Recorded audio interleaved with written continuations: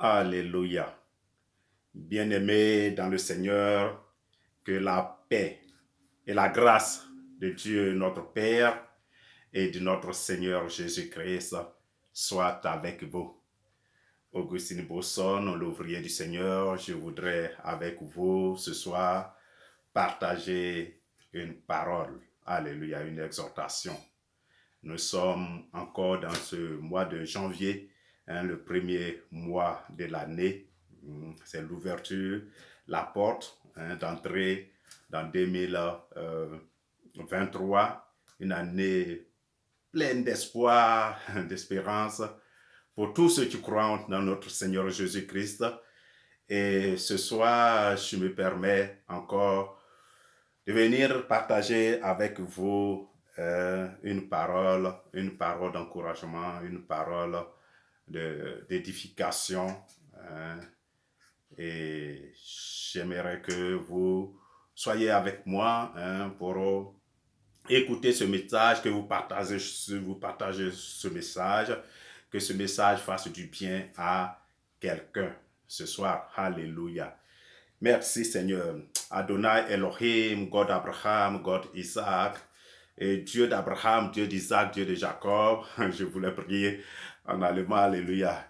Que la grâce du Seigneur soit maintenant à travers ce moment en ligne, les frères et sœurs qui sont avec moi, que la grâce de Dieu soit avec vous, que la bénédiction de Dieu soit avec vous au travers de ce message que vous allez recevoir.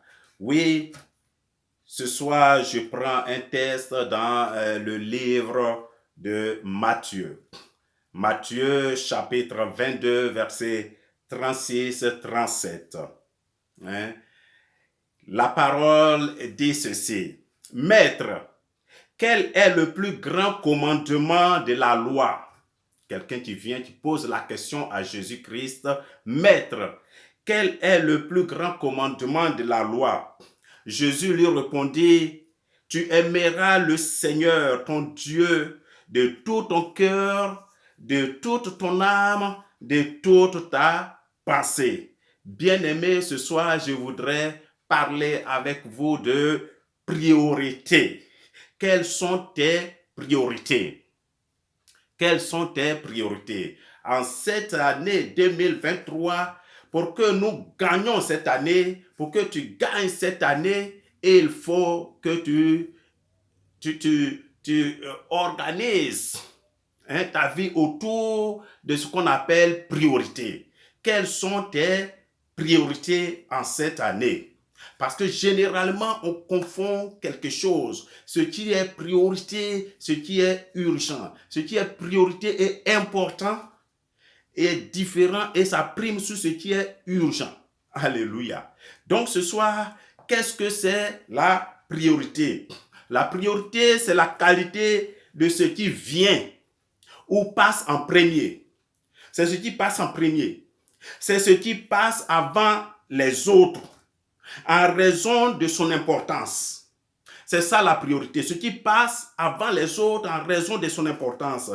Comme synonyme de priorité, bien aimé, nous avons par exemple antériorité, nous avons primauté, nous avons supériorité, suprématie. Et on a l'habitude souvent de dire d'abord. Quand je dis d'abord, ce qui est d'abord, c'est ce qui est la priorité. Alléluia. On a l'expression avant tout. Oui, je vais faire cela avant toute chose. Ou bien au premier chef. Ou bien en premier lieu. Je vais faire cela en premier lieu. Ça veut dire que c'est cela la priorité. Ce sont des expressions bien aimées qui traduisent la priorité qu'on accorde à une chose. La chose à laquelle on accorde le privilège, à laquelle on accorde la préséance, à laquelle on accorde ce qu'on appelle la préférence ou prérogative, le droit spécial.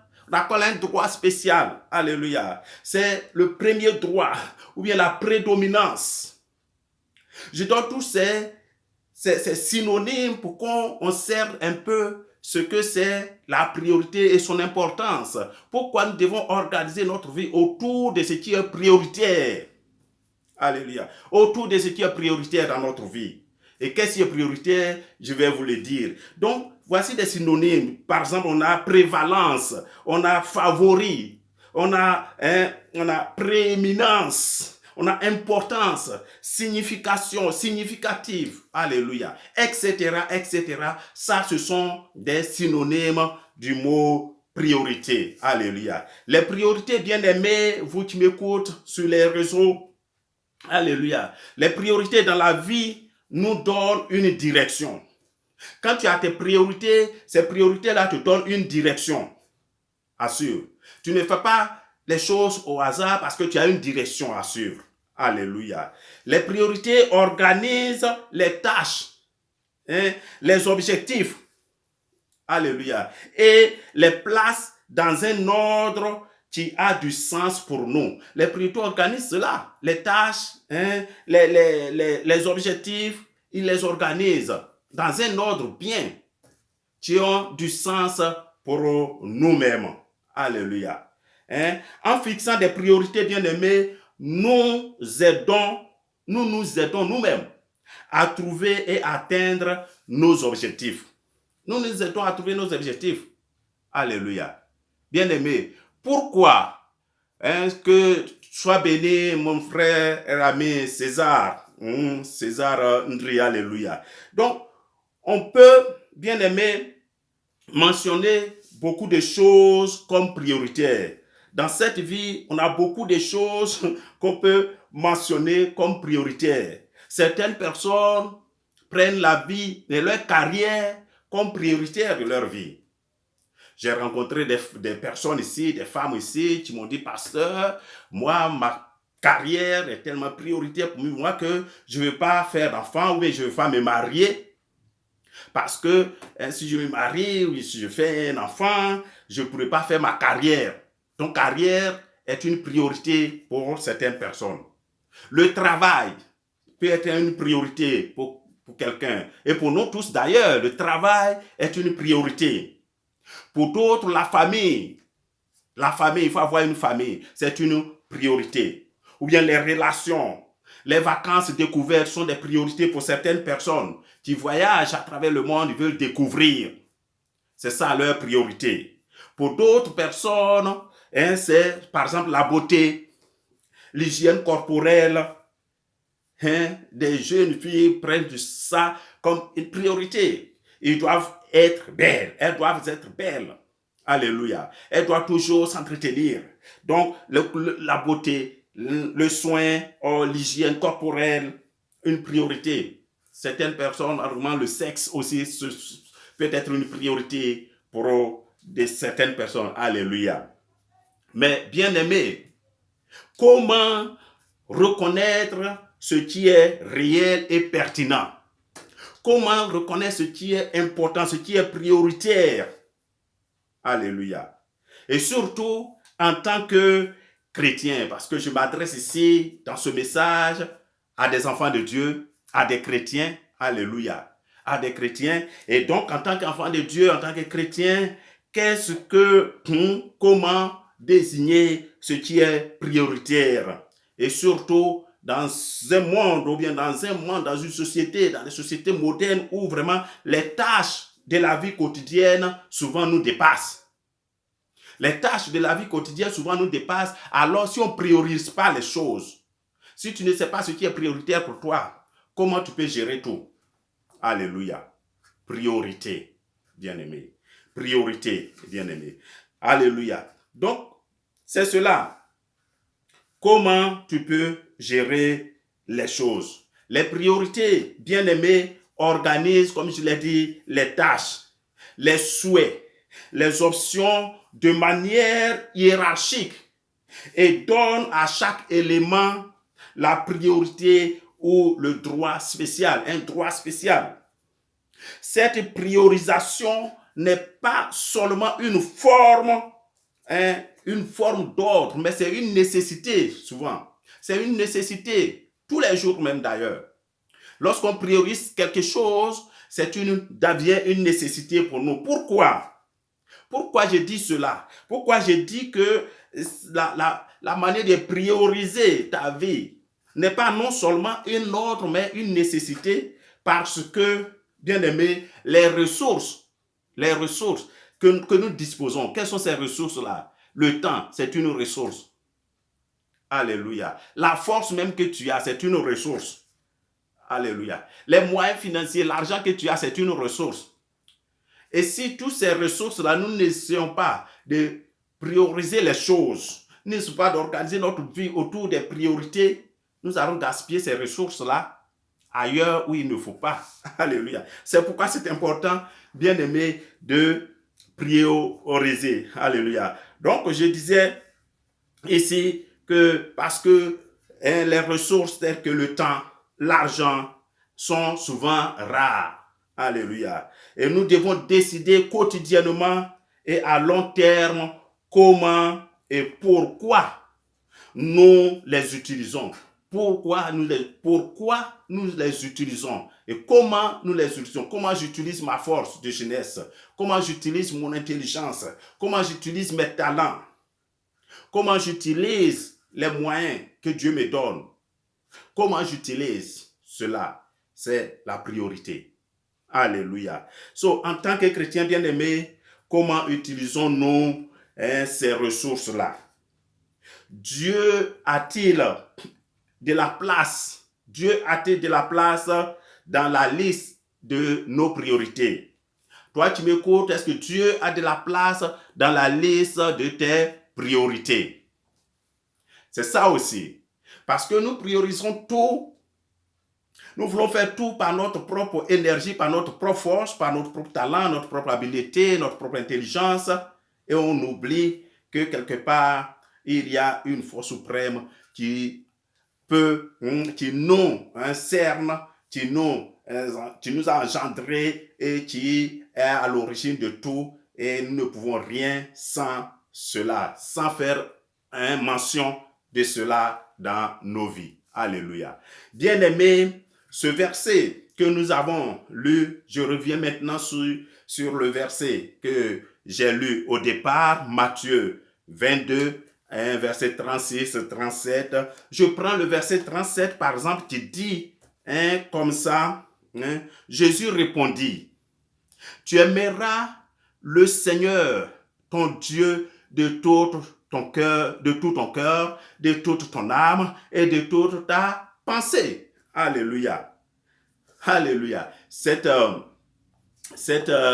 verset de Matthieu est une citation de Deutéronome 6, verset 5, qui fait partie de Shema Israël. Shema Israël, c'est une chanson que les Israéliens chantent, les Juifs chantent pour dire Shema Israël, écoute ton Dieu. Israël, écoute ton Dieu. Alléluia.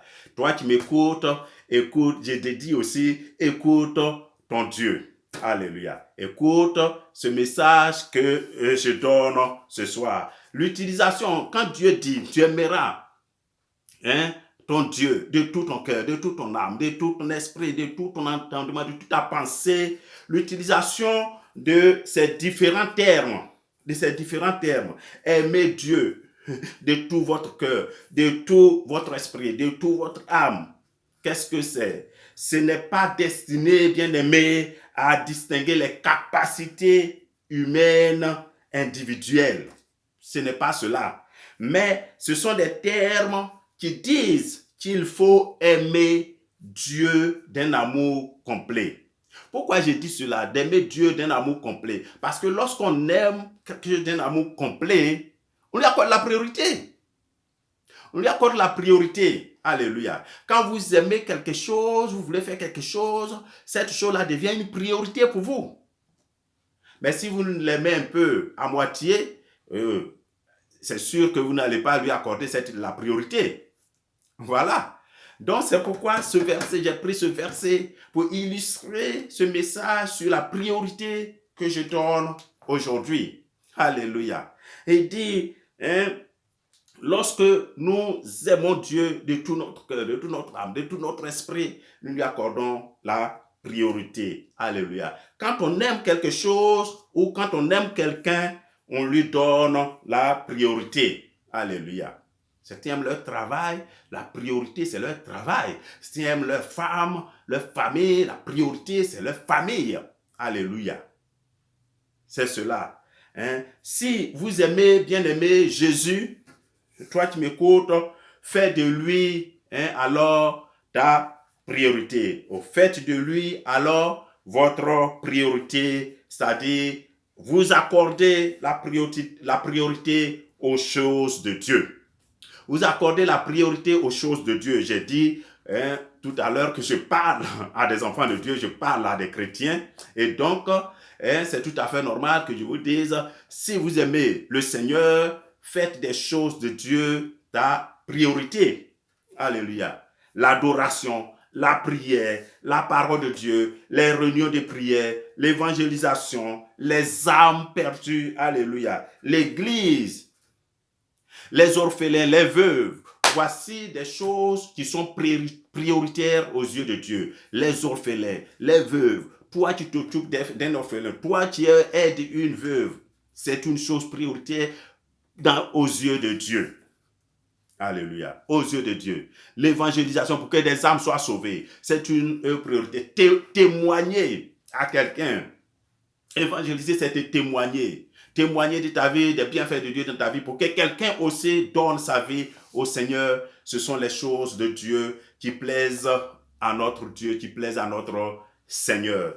Bien-aimés, voici cela, ce que je voudrais dire par là. Donc, lorsqu'on accorde la priorité au Seigneur, alors on accorde la priorité aux choses de Dieu. En cette année, bien-aimé, 2023, veux-tu accorder la priorité à Dieu et à ta relation avec lui? Veux-tu accorder cette priorité-là à Dieu? Alléluia. Veux-tu accorder cette priorité-là à Dieu? Que le Seigneur dirige vos cœurs. Que le Seigneur dirige vos cœurs vers l'amour de Dieu et vers la patience de Christ. C'est ce que Paul écrit aux chrétiens de Thessalonique, alléluia, de Thessalonique, en leur disant que le Seigneur dirige vos cœurs vers l'amour de Dieu et vers la patience de Christ. Moi aussi, ce soir, c'est ce que je dis aux bien-aimés qui m'écoutent, que le Seigneur dirige vos cœurs vers l'amour de Dieu et vers la patience de Christ. Quand on a l'amour de Dieu, on a l'amour de l'homme. Parce que Dieu, la Bible dit qu'il a aimé l'humanité, il a aimé l'homme jusqu'à donner son Fils unique. Alléluia. Donc quand on aime Dieu, on aime les veuves, on aime les orphelins, on aime l'évangélisation, on aime l'évangile de Christ, on aime l'église, on aime tout ce qui est affaire de Dieu. Alléluia. Donc, plutôt, bien-aimé, cette année, que de mettre notre cœur sur l'amour d'un homme ou sur l'amour d'une chose, sur une cause qui ne peut pas nous garantir le bonheur et le salut, mettons notre cœur sur l'amour de Dieu et les choses de Dieu. Mettons notre cœur sur l'amour de Dieu, sur les choses de Dieu. Si nous aimons Dieu, nous aimons les hommes. Si nous aimons Dieu, nous aimons les veuves, nous aimons les orphelins, nous aimons que la paix règne partout, que le bonheur règne partout, que la sécurité règne partout. Nous aimons tout cela parce que nous aimons Dieu. Dieu est un Dieu d'ordre. Alléluia. Bien-aimé, l'apôtre Jean écrit dans 1 Jean 5, verset 3, car l'amour de Dieu consiste à garder ses commandements. Et ces commandements ne sont pas pénibles. Alléluia. L'amour de Dieu consiste à garder ses commandements et ces commandements ne sont pas pénibles. Alléluia. Ces commandements ne sont pas pénibles, contrairement au lourd fardeau de l'ennemi. Les gens portent souvent, quand je défends les gens portent souvent des lourds fardeaux de l'ennemi sans s'en rendre compte. Alléluia. Sans s'en rendre compte, le joug de Jésus est facile et son fardeau est léger. Alléluia. Le joug de Jésus est facile, son fardeau est léger par rapport au fardeau de l'ennemi. Alléluia. C'est pourquoi l'apôtre Jean écrit cela. Car l'amour de Dieu consiste à garder ses commandements et ses commandements ne sont pas pénibles. Alléluia.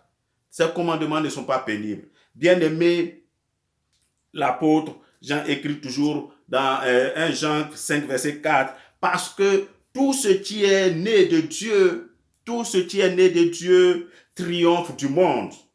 Et la victoire qui triomphe du monde, c'est notre foi. Si nous aimons Dieu, si nous sommes engagés avec Dieu, nous allons triompher du monde. Alléluia. Il y a beaucoup de challenges, il y a beaucoup de difficultés, il y a beaucoup de soucis. Je vois beaucoup de dépression dans nos rues, dans nos sociétés. Alléluia. Mais si nous avons foi en Dieu, nous allons triompher du monde.